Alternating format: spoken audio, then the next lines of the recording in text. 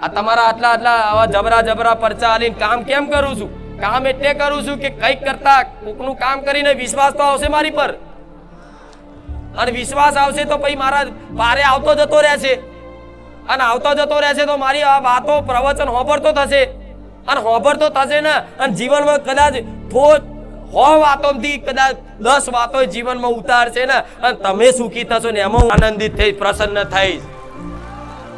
મારે પ્રસન્નતાથી બીજી વિશેષ કોઈ વસ્તુની મારે જરૂર નથી. તમે રાજી તો હું રાજી છું, તમે સુખી તો હું સુખી છું. કેમ કે તમે મને માં કહો છો તો ગોળા હું તમને મારા દીકરા માનું, મારી દીકરી માનું.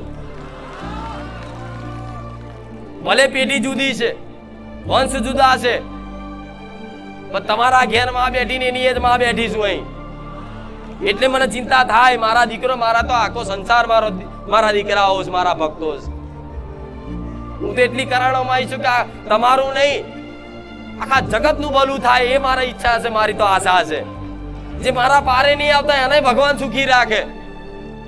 હું તો એ પ્રાર્થના કરું મારા રોમમાં કે મારો જે વિરોધ કરે, મારી જે ખોટી વાતો કરે, મારી નિંદા ફેલાવો ને, ભગવાન એનું હારું કરજો. જાઓ,